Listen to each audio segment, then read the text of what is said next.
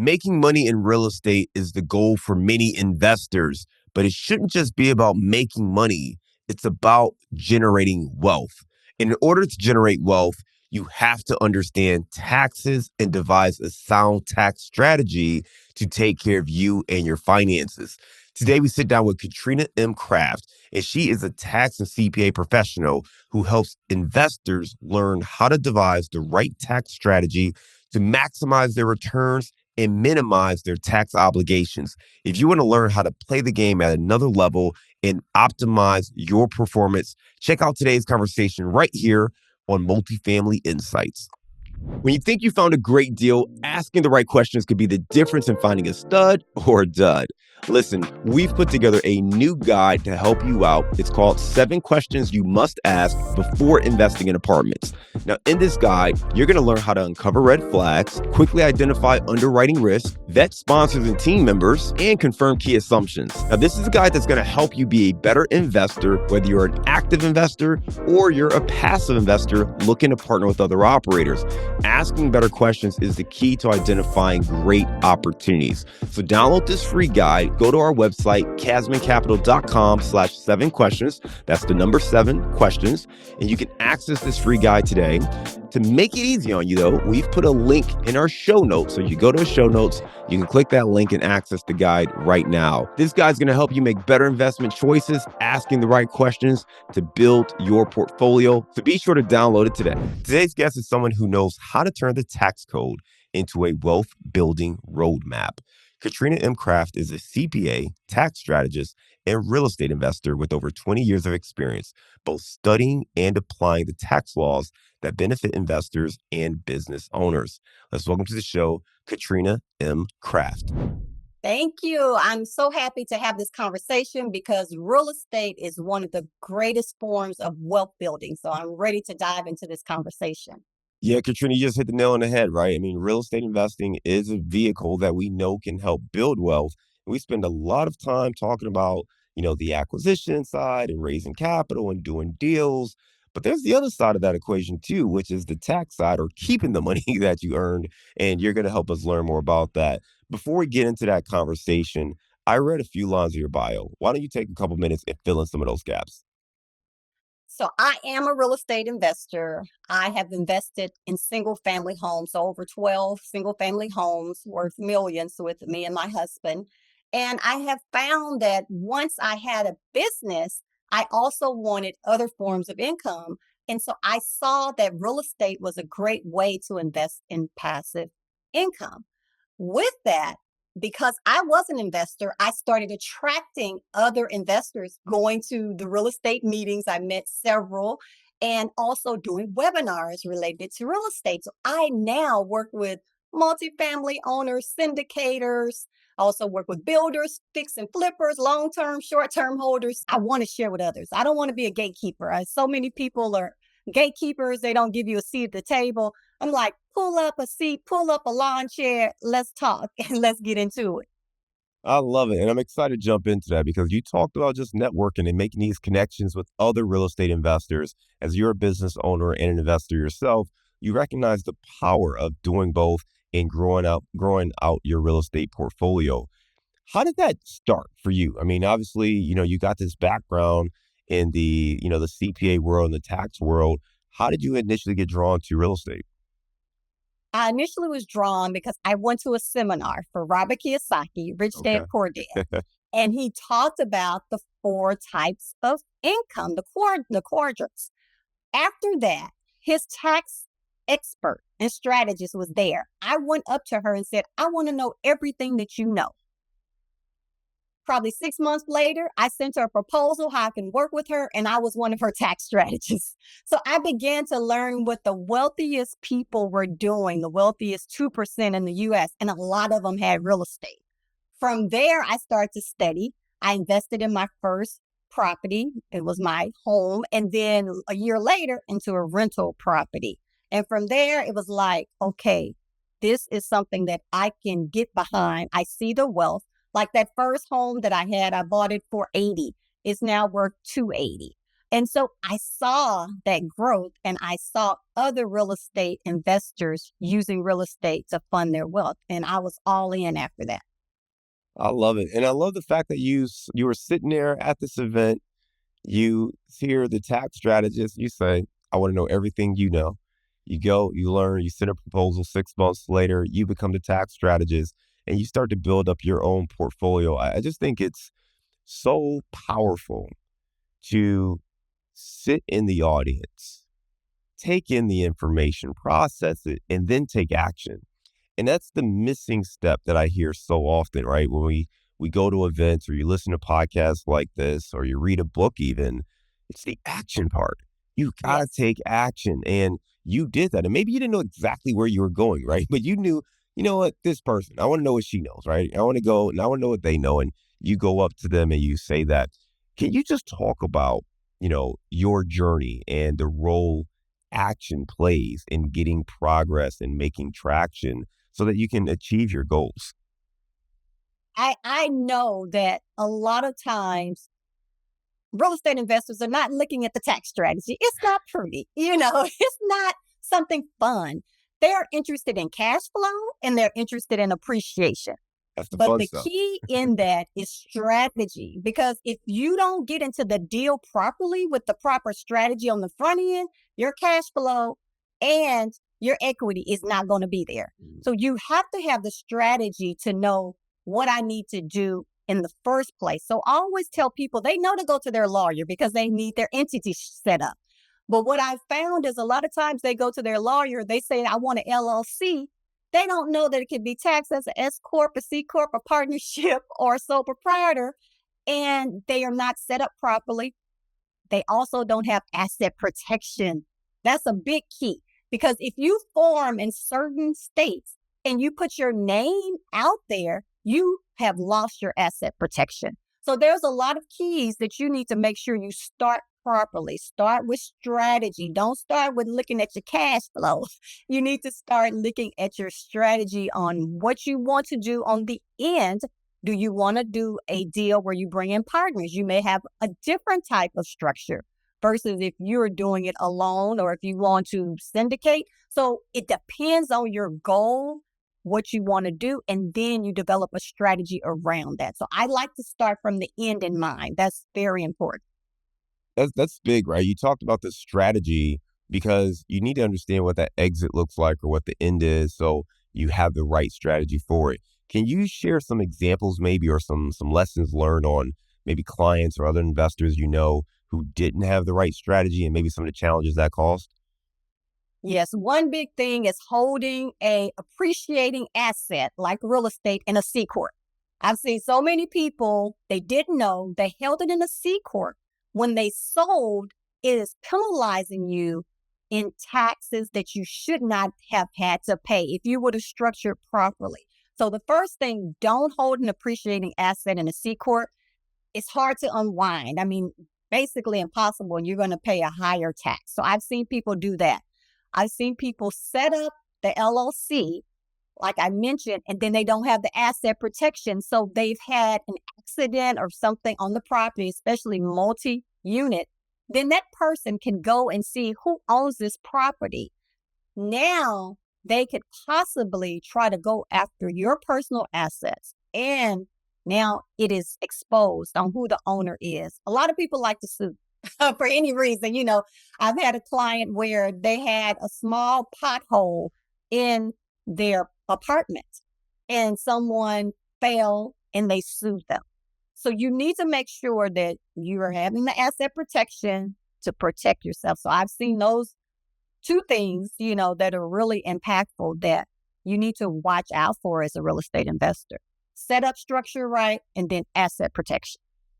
Yeah, with the structure, I know some especially newer investors, they tend to go overboard, right? I mean, I've talked to folks who they've got like 3 LLCs set up and no property. Can you just talk about the balance of like, yes, we want to have structure, but you know, like what do we need? Like, do we need 3 LLCs so like you really can't figure out who it is, or is that overkill, or how should we be So approaching it? 3 LLCs with no property. Now, first of all, that's a problem. That's just money spent. Now you have to file probably 3 different tax returns. You got to file at the state at each level. And so that's just money thrown out the door. I am not an attorney. So when you talk about asset protection, that's more of an attorney situation. I work with asset protection attorneys. But for me, I like to maybe have 2 to 3 properties in one LLC. An attorney would say for most asset protection, you want one, but they will also say it's up to you. But my job to protect you is to tell you the best situation. What I do is I make sure that I have enough insurance coverage. So I have an umbrella policy as well as the insurance to help with any types of suits that I have. And then I do have the LLC for protection as well. So I have 2 to 3 properties. Now, it also depends how much leverage you have. If you have loans where if something happened, that loan is going to protect you from paying out your equity, then you could have more. As you pay off that equity, if you do, and you don't roll that equity over into something else, then you have more exposure. So you need to understand it's based on the exposure of the house. Also, who are you renting the house to? If you're renting a $2 million house, then you have rents that are higher. You may have less exposure than you have, say, the apartments, where maybe you have a lot of low income housing or Section 8 housing. You may have more exposure. So you need to understand your exposure and you need to understand your risk and what you're doing in the structure. So those things are important when deciding how many properties per LLC. Also, for asset protection, from me working with one, I'm not an attorney again, but if you want asset protection, sometimes we do have a structure like in Wyoming, and then the LLCs are under that Wyoming entity. But 3 per one house, that's definitely overkill. Yeah, and I think it's just important for people to understand, like, listen, this is why you build out a great team. You want to have a great CPA, you want to have a tax strategist, you want to have, a great attorney that can help guide you through this process. But I think oftentimes people live in so much fear of what could happen that they spend not enough time doing the right things and getting the traction in the business, but also making sure they're protected. From your standpoint, as we're recording this, we were just kind of joking before we hit the record button that, tax season is finally, wrapping up, and the next tax season, I'm sure, is right around the corner. As you kind of go through the clients that you worked with, and if you could advise our audience and those clients to be better prepared for the following year, what are some common mistakes you see people making, things that we can do better to make sure we reduce our tax obligation for the next calendar year? The first thing is to start now, because if you wait until the beginning of next year, all of the decisions have already been made. Now you're in reactive mode. You need to be proactive. The best time to start tax planning is in the year, at the beginning of the year for the next year that you're going to file. It's not during the year that you need to file, because then, again, it's reactive. I have a proactive approach to tax planning. I meet with my clients regarding tax planning, either monthly, if they're also doing CFO advisory service with me, or quarterly, if you're just looking at tax strategy. There's no way that I can maximize your savings and help you plan if I don't know things until it's too late. Like, I've had clients, they're purchasing properties. I had no idea until tax time that they purchased 5 properties. They'd done a 1031 exchange. They did a flip. And I was like, what's happening? I'm like, let's commit to tax planning. Don't think that just when I prepare your tax return, I can perform miracles. That's not the case. So you do want to plan, because there are benefits from cost segregation, which allows you to basically depreciate your property faster. We may need to do that. You can't do it when it's too late. 1031, you may want to roll your property over so you avoid the capital gains and depreciation recapture. It's too late if you don't plan your 1031 exchange. You need to plan it before you buy the next property. So there are things you have to do proactively in order to maximize these deductions. Katrina, you talked about just making sure we plan in that calendar year. And I know for a lot of individuals, they really only call their CPA or their accountant during tax season. And to your point, you're saying, hey, you need to get in front of it.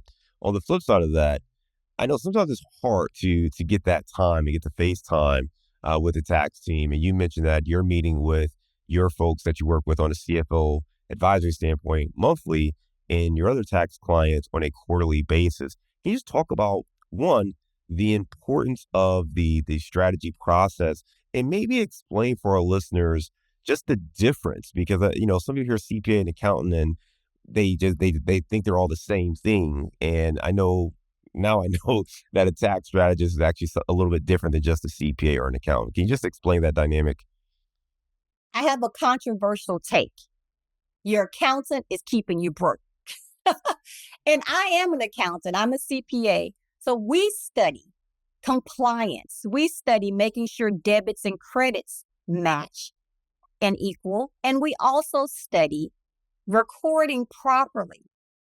That's what I found when I started working with the tax strategist myself. So, as a CPA and an accountant that went to study that in school, I didn't realize that tax strategy was different until I worked under a tax strategist. And then I went and got my master's in taxes.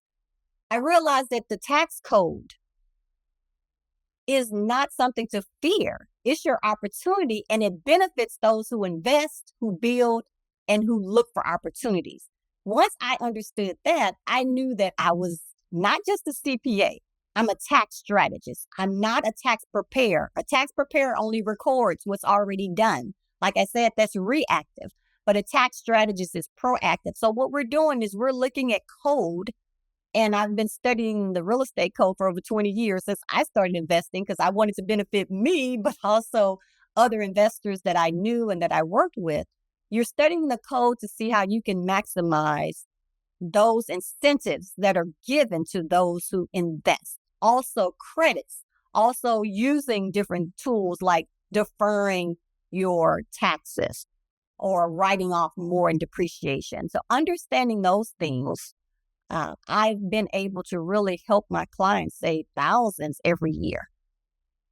I love what you said, and that take about the accountants keeping you broke. I mean, that's something people don't understand. And you just gave us some great insight on just how we should be thinking about not just taxes, but our money in totality, right? Like, it's really about maximizing your cash flow and maximizing your resources. But you need people to help you with that. You need people who understand the tax code, who understand what you can and what you cannot do, and that is something that most people just don't think about. The last thing you said there was, and I had to write it down. You said, a tax preparer only records. And again, if that's what you're doing, which is what most people do, right? They go to their person, they say, "Hey, here's my K-1s, here's my W-2, here's all of this. Can you do my taxes?" And you just hope and pray. You have no idea what's going to come out, whether you owe, whether you get something back. You're just hoping, versus having an active approach, a proactive approach, where you're making decisions in advance to take advantage of the incentives that our tax code provides. How does one know if they have a tax strategist or simply a tax preparer on their team? If your professional that's working with your taxes is not asking you questions before tax time to understand what you're doing with your financial life and meeting with you more than just when you're ready to drop off your receipts, then you do not have a tax strategist. So a tax strategist is going to be proactive. They're going to ask you questions like the person that I mentioned before we start tax planning. She was just telling me, I bought a property, I've done a flip. Now we meet quarterly. And I have advised her when to do cost segregation, if we need to do a 1031, because it depends on your tax situation and what's happening in your year. Everybody's situation is different. Your goals are different, and also your income and what's happening with other types of income in your life is different. You need to meet with someone that's talking to you frequently. If you don't have that, then they're probably a tax preparer. And Katrina, I think it's so critical. And part of this is because as we all grow and develop, right, like your portfolio will change and every year is a little bit different. If you're working a W 2 job, and you have one or two rentals, sure, it may be predictable as far as, what you're going to see from a tax standpoint. But if you're out there, willing and dealing and buying properties, or you quit your job, or you buy other assets, or you have children, or you have other things that are in flux or change, every year it can look a little different and that strategy may be a little bit different. So you need to stay on top of it and you can't just rinse and repeat the thing you did last year or the last 3 years. And I know so many people fall into that trap and then they wake up and they look at their taxes and they're like, wait a minute, why did I have to pay $50,000 in taxes? This is crazy. Like, and then they realize, man, there's a better way. But at that point, it's too late for that calendar year. So now you're just planning for the upcoming year. So as we're recording this, we're going to get this out here in October. And I just implore anyone to follow up, figure out, who's on your team, have these strategy conversations because you want to prepare yourself to maximize your revenue, your cash, keep what you can, pay your fair share of taxes, but nothing more is a phrase that I heard I love. And that's what you want to do here, right? Part of building wealth is keeping the money. If you have to give half of it away, it's going to be really hard to build wealth. So these strategies are really, really important if you want to take care of yourself, take care of your family, and ultimately build wealth. As you think about your clients and um, the kind of people you help, we've obviously talked a lot about real estate. Are there other types of individuals who benefit from this kind of tax strategy? Absolutely. So most business owners are going to benefit from tax strategies because, again, the tax code benefits those who create. As business owners, you are creating. We are spurring the economy. So the small business is a large piece of the economy. People don't realize it. They're thinking big corporations, but as small business owners, we are impacting the government. We are providing jobs. We're providing products, services, resources. Don't believe that the IRS code is not beneficial for you too. Some people think, oh, Warren Buffett pays less than his receptionist. You can be smart too. You can use the code. He's not doing anything wrong. Like you said, he's paying his fair share. And there's been a judge, a Supreme Court judge at it that says, is nothing wrong with using the tax code so you don't pay over what you owe. So if a Supreme Judge can say that, believe it, that you need to use that code. I specifically work with people that are real estate investors and in the creative agency industry. So they are production agencies, they're marketing agencies, they're event agencies, they're just in the creative type of a space. I also say work with a tax strategist and a professional that knows your industry. It's important. So an average tax strategist may not know real estate because that is a unique field that you need to understand. It's just like going to a doctor and you have problems with your heart. You're not going to go to a podiatrist.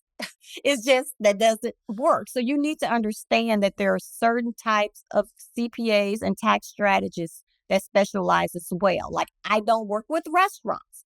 I don't understand their costs and their loss runs and things like that. So you need to make sure you're working with someone that understands your industry. The IRS says that you can deduct in a business what's ordinary and necessary. To understand that, because that's vague, you need to understand as a tax strategist, as a CPA, what's ordinary and necessary in each individual person's industry. There was a case that I thought was so funny that someone deducted their cat and the IRS allowed it. And the reason they did is because the person owned a junkyard and that cat was there to protect the customers and eat the rats. So you got to know what's ordinary and necessary in your industry on what's deductible. You got to love it, right? There's your tax code right there. You said something that I think really, really stands out. One is making sure your tax strategist understands the industry. And I want to push you even further because if you have a unique strategy, especially when it comes to real estate, because every real estate investing strategy is different. And if you're flipping, that's a whole different thing than having rentals or syndications. So I would also say, whatever it is strategy wise that you do, make sure that person understands it, because I know a number of syndicators and operators who buy large commercial properties raise capital, and there are things that don't get talked about, like the disposition and what needs to happen when you've got 20 investors on a deal. And if you don't have the right people who understand those things, it can be problematic. And I know we worked with an investor, one of our larger, or a CPA on one of our larger properties. And of course they said, yeah, we do real estate all the time. We get it. Well, they did do real estate, and they did a lot of real estate, but they didn't do that many syndications. And when it got into the minute details of the syndications, we ended up having to go and redo some of that work because they missed some things. So it's really important, especially because people, I don't know, my experience has been people tend to tell you that they can do things because they've done it on the peripheral level.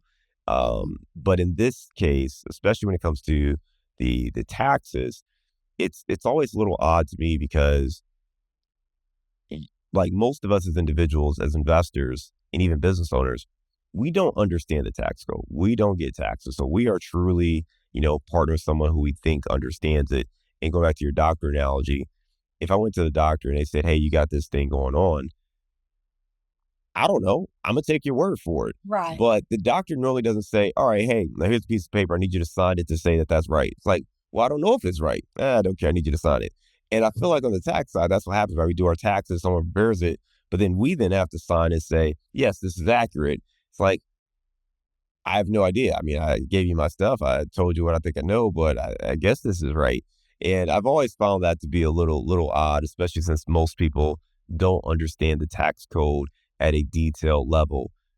As we are building out our team and we're trying to get the right person to fill that slot, you sold us on having a tax strategist, not a tax preparer. How do we interview or identify the right individual for our team? What questions should we ask? What should we look for? So I would ask first, what industries do you work with? How many years of that knowledge have you worked directly? So studying it, as well as work with individuals that have that type of investment or business. You need to understand that, because if you don't understand that, then that could be a problem, like you said, of missed deductions. I would also ask them for tax strategies. Like for me, what I do is before I even engage you, I'm going to give you a proposal that kind of outlines some of the tax strategies that we can do. Because my tax strategy, I never want to charge you more than you're going to get a return on your investment. Well, we're going to go in knowing what your goals are. And I would ask someone, what is their process? How often do we meet? Because that's important, that they're not just saying once a year. Well, then they're not planning. Do we have open communication where if I'm getting ready to invest in a property and it's not at that, 3-month mark, can I still talk to you to find out, and you can help me figure out what I need to do? What's the best way to structure this? It's always best to ask ahead of time than to figure out I've gotten into something and now I got to try to rewind it because it's not correct. So I would ask, how often can we talk? What's the cost? Of course, you want to know that. You don't want any surprises. Also, what's your specialty? What's your knowledge as far as just studying it? And what's your knowledge and actual practication of that? Catrina, I wrote down, you want to ask about their expertise. You want to you want to know about their experience. You want to know about the cost, obviously. But the question I think is really most insightful. And it's a pretty straightforward question, but how often do we meet? Man, that's a good question, because I think it helps to frame up how they view the relationship or what they see as the norm, and starts to get into, really the foundation of the relationship. Because if they say, oh, we meet once a year, or you get 2 meetings or whatever it is, to your point, now we know this is not really a tax strategist. This is someone who, they'll give you a little bit of advice once a year, but you really need someone who's going to meet with you a little more frequently, or at least to understand what you're going through, decisions you're making, particularly if you're a business owner, because you may be thinking about making a big investment, or maybe you need to buy more equipment if you, depending on your tax situation. And I mean, this is the kind of stuff we're dealing with right now. It's like, okay, We know we're going to have, some large capital gains potential bill. So what else can we do? Should we invest in more equipment? Should we do this? Should we do another deal? And these are the kind of things where it's great for that investor or that business owner to be able to talk to that strategist to get some feedback and understand the implication. Because even if I know to go do it, well, do I spend $50,000 worth or $100,000 or $200,000? Like, what's the number that gets me to, a good break even where it's worth the investment? So, and that's a detailed question that you're just not going to know by yourself. It really helps to have a tax strategist in your corner for those kind of conversations. So, Catrina, I know you got some great information and you're going to give us a link that our listeners can use. So if you guys go to the show notes, you'll see a link there. You can go to Catrina's website and get some more information. Again, it's craftmoneymap.com, but click that link in the show notes and she's got some great stuff there. Check out her page and you can learn more and connect with her and her team. Catrina, we're going to move on to our round of insights. But before we do, if you were talking to a new investor, so someone who, they were at the event you were at, right? Brand new into the space, ready to go. What's the one piece of advice you would give them starting out that could help them start off on the right foot? The first piece of advice I would say is don't think that you can't invest in real estate. There are so many different opportunities to invest in real estate. You may not have the capital to invest in a full multifamily or to invest in a single family, but you can have a piece of something like through a syndication, or you can partner with someone, you can get investors. So I feel like if you have the right deal, you can find investors. That's the main thing. So study the deal and then worry about the money. So if you could find a deal, there's always investors that are looking for great returns of their investments. So that's one key I would say. I think some people get caught up that they don't have the money. I say find the deal. Yeah, great stuff, Catrina. Check out the link and connect with Catrina there. Right now, we're going to go to a round of insights. They say you're the average of the 5 people you spend the most time with. So if you want to grow as a multifamily investor, you have to spend more time with other multifamily investors. And an easy way to do that is to join our apartment investing mastermind group today. Just go to casmoncapital.com and click on the mastermind button. Now, as a part of this group, you'll get access to expert trainings, group coaching calls, industry news and updates, as well as all of our webinars and workshops, including our 3-hour workshop on raising capital. Again, if you want to be around other multifamily investors that can help you scale your portfolio today and grow your network, make sure you're a part of the Apartment Investing Mastermind. Just go to casmoncapital.com and click on the mastermind button today. Give me a failure or an apparent failure that set you up for later success. That's a good one. So one of the biggest failures that I had is I put most of my eggs in one basket. I had a client and they decided they no longer wanted to do business. It was 80% of my business. I had just purchased a home. I was single and I was like, where is this money going to come from? So I found myself in debt over $100,000. And during that time, that's when I started studying the real estate and the wealth building through that. And I determined that I would do something different. So not only would I have income in my business, I would also have another form of income. So those two things really empowered me. I stayed persistent. I built my client base back up. And then I ended up paying off the debt in 2 years, as well as continuing to invest in real estate property. So I see that as it was a setback for me, because then failure or imposter syndrome, of course, set in. I'm the CPA. How did I end up in this position? I'm studying and telling other people what to do, but I didn't have that wealth building piece yet. So that set me up for success in wealth building, learning the tax code. A lot of people use debt as a leverage. So I didn't understand it that way either. And so just starting to learn that, because my first property, I only had to put down 2%. And then subsequent, I put down 0, because that was the time when those loans, you can 0 down, it was stated. I just learned to start using your leverage, using different systems and resources to build wealth. And so that's where it led me. Give me a digital or mobile resource you recommend for our listeners.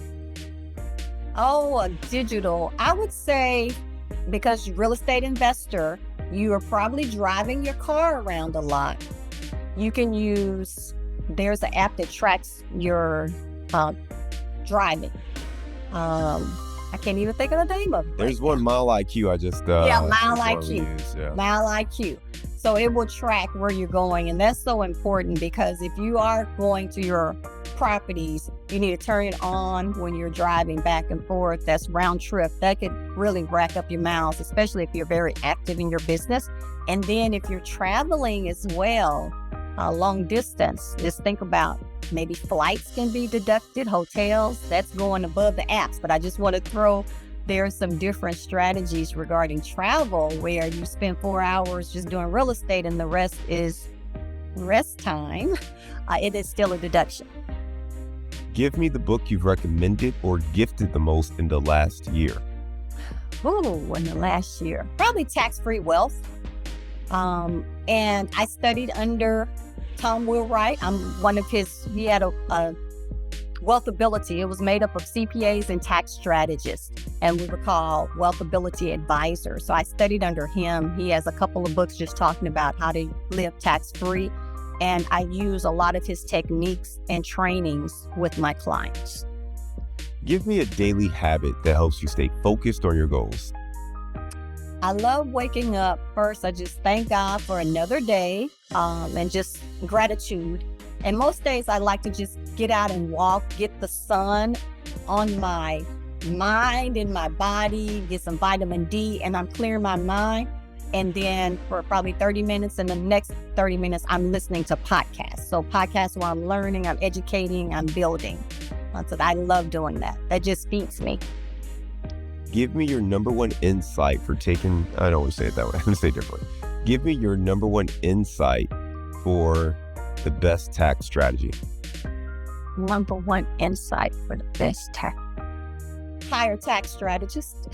There you go. I love it. All right. And you're in Dallas, right? I'm in Dallas, yes. All right. So give us your favorite place to grab a bite to eat. Ooh, so many. I love Houston's. That's a great, or Hillside. Houston's or Hillside. I love going there, especially when they have the crab cakes. All right. Houston's or Hillside. There you go. Well, a lot of great stuff, Catrina. I mean, one, I really appreciate just the way you talk about what you all do. It's refreshing because it's important to understand like just how money works. And I know we oftentimes focused on the acquisition side and raising capital and just buying properties. And don't get me wrong, that's obviously critical and important, but just as important is holding on to it. You know, I mean, to do all of that work, to buy a property, do a value add apartment, create wealth, create equity, and then turn around and have to give 20 or 30% of that profit to Uncle Sam. Just, man, that's a crazy flip. And I heard someone once say like, yeah, you got another investor on this deal too. It's the government, right? So you raise your money, you got your LP investors, and you also got your Uncle Sam waiting with his hand out. So, you know, there's a difference between paying your fair share, but also recognizing you are creating value. And the tax code is written in a way to reward those who are out there stimulating the economy, but you need a tax strategist to help you do that. That's exactly where you come in and helping us understand better questions to ask. You know, whether you have an accountant or a CPA, you need to know, do you have somebody who's just preparing your taxes or do you have a tax strategist? Get the tax strategist on your team because they are going to save you money in the long run. Again, for folks that want to learn more, check out our show notes. We got a link down there to take you to Catrina's page. Catrina, thanks again for being a great guest and coming on Multifamily Insights. I look forward to staying in touch with you, and I hope you have a great day.